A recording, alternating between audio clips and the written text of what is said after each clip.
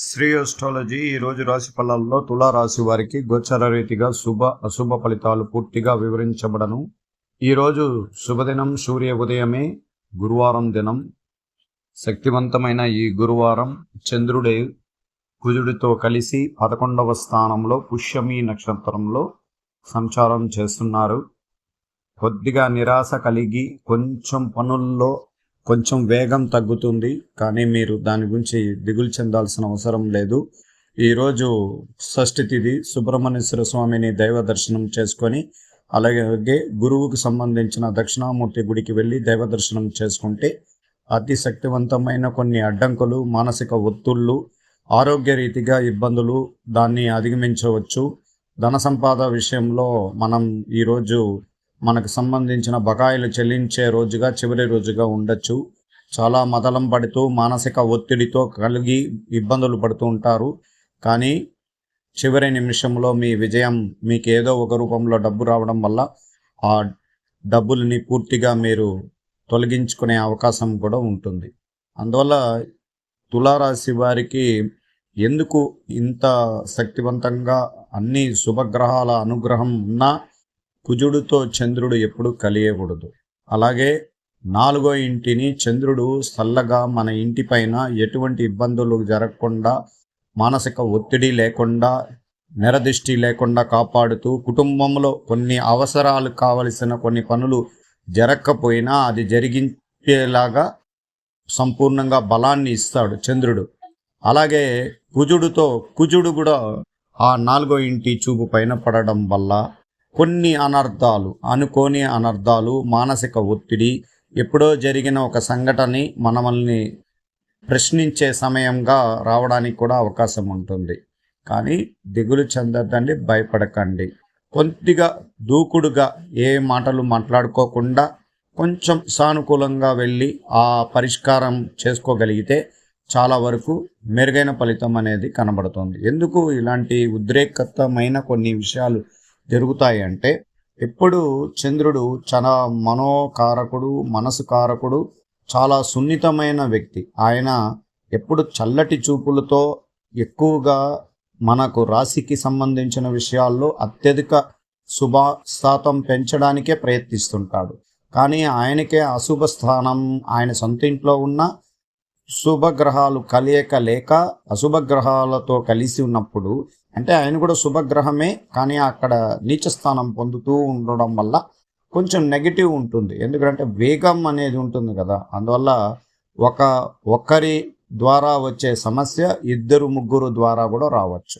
అందువల్ల ఏమి దిగులు చెందొద్దండి. పార్ట్నర్షిప్ వ్యాపారాల్లో ఇబ్బందులు అధికంగా ఉంటాయి. ఒకరిపైన ఒకరు అపార్థాలు, ఇబ్బందులు కలిగించుకునే అవకాశం ఉంటుంది. కొంచెం సానుకూలంగా ఉన్నారంటే లాభం అంటే ధన విషయంలోనే ఇబ్బందులు జరగచ్చు. అందువల్ల వ్యాపార రంగంలో అత్యధికంగా ధన లాభాన్ని గూర్చి ఆలోచించేటప్పుడు కొద్దిగా ఇబ్బందులు కలిగించే అవకాశాలు ఉండడం వల్ల ప్రత్యేక దృష్టితో దాన్ని తొలగించుకునే దానికి కూడా మనం ప్రయత్నించబోవాలి. అలాగే ఈరోజు విద్యారంగంలో ఉన్న వారికి ప్రత్యేకంగా విద్యాస్థానాధిపతి అధిక శుభగ్రహాలు ఉండడం వల్ల పిల్లలకు విద్య విషయంలో అనుకూలంగా ఉంది. వాళ్ళు అనుకున్న విద్యలో ఈరోజు కలిసి గురువులు, పెద్దవాళ్ళు సహాయ సహకారం ద్వారా విద్యని పూర్తి చేసుకోగలుగుతారు. అలాగే కుటుంబంలో కొన్ని ఆస్తికి సంబంధించిన విషయాల్లో కానీ, అలాగే దాంట్లో కోర్టుకు సంబంధించిన విషయాల్లో ఈరోజు సానుకూలంగా పరిష్కారం జరగబోతుంది. తీర్పు కూడా ఒక పక్కే రాబోతుంది, న్యాయం వైపే రాబోతుంది, అది తులారాశి వైపే రాబోతుంది. ఖచ్చితంగా కోర్టు విషయాల్లో ఉన్నవారు, ఉద్యోగరీతిగా ఇబ్బందులు పడిపోయి ఉద్యోగం లేని వాళ్ళు అందరికి కూడా మంచి రోజు అనేది ఇంకా ఈ రోజు నుంచి ప్రారంభమవుతుంది. అందువల్ల ఏదో మానసికంగా మనం కృంగిపోయి బాధాకరంగా కూర్చొని ఏదో దిగులు చెందాల్సిన అవసరం లేదు. ఒక్కొక్క రోజుకి ఒక్కొక్క నక్షత్రం, ఒక్కొక్క రాశి, ఒక్కొక్క ప్రభావ భావాలు మారుతూ వస్తున్నాడు చంద్రుడు. అప్పుడు అధిక శాత బలాన్ని ఇవ్వడానికి కూడా మీరు గుర్తించాల్సిన అవసరం ఉంటుంది.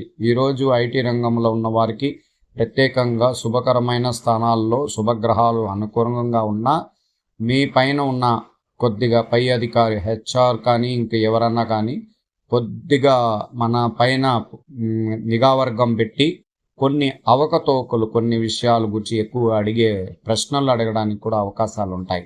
దాని గురించి ఏం భయపడద్దండి. వాళ్ళు అడుగుతారు, కొంచెం ప్రశాంతంగా బదులు ఇవ్వగలిగితే దాంట్లో ఎటువంటి ఇబ్బంది లేదు.